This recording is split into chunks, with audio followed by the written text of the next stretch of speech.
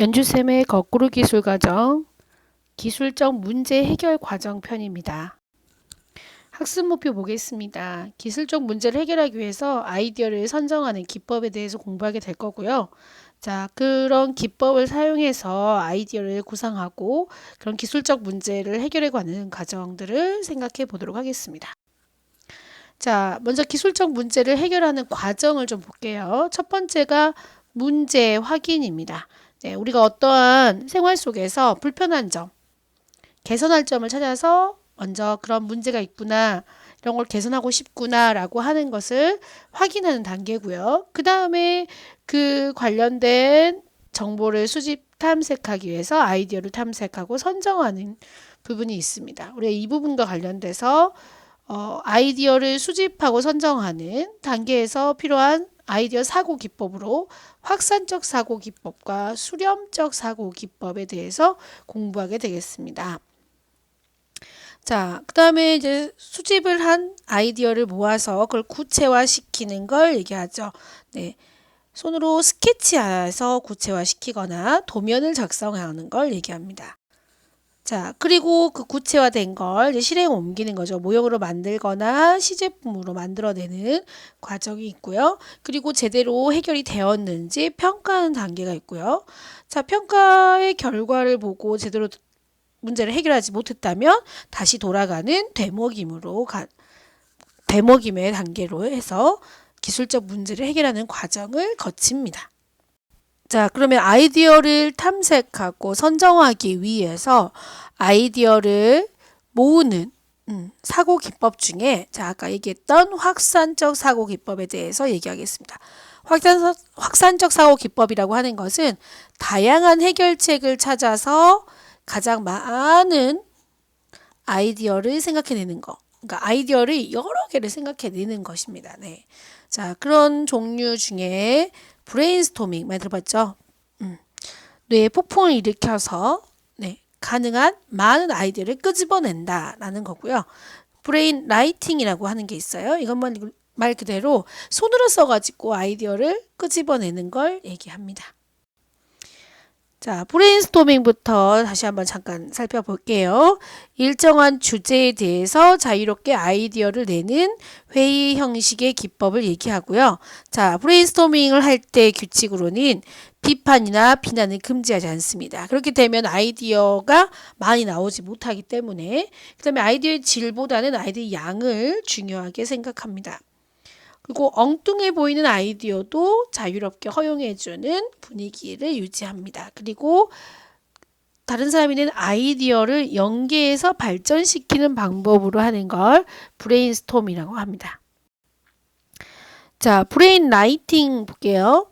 브레인스토밍과 같이 생각한 아이디어를 많이 끄집어내는 건데 이거는 글로 써서 표현하는 기법을 얘기합니다.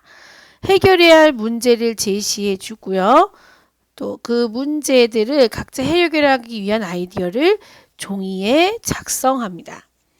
한 장의 종이에 한 개의 아이디어를 적는 과정을 계속 반복해 가면서 아이디어를 최대한 많이 작성해내는 방법입니다. 보통 이 방법은요, 브레인스토밍 형태와 같은 그냥 발표를 해야 되는 경우는 좀 소극적인 팀원에게는 좀 불리하죠.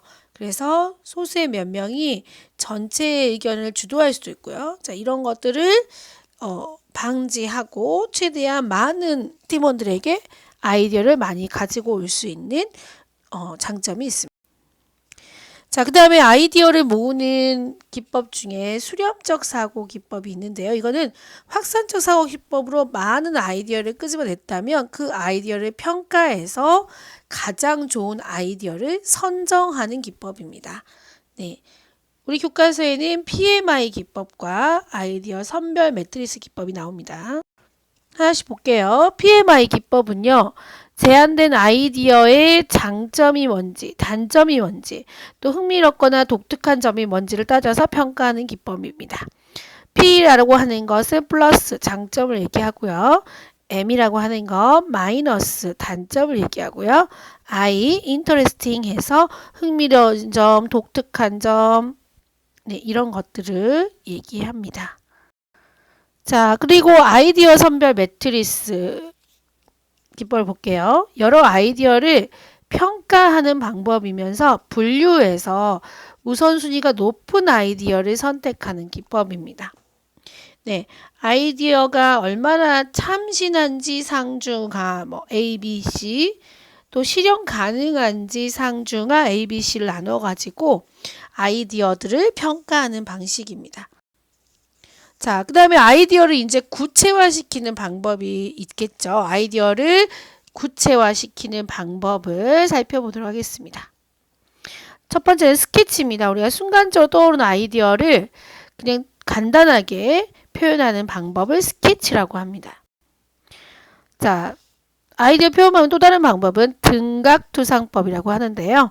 서로 120도씨를 이루는 세 개의 축을 잘못했네요. 네, 기본으로 해서 이들 축의 물체의 크기를 옮겨서 나타내는 방법입니다.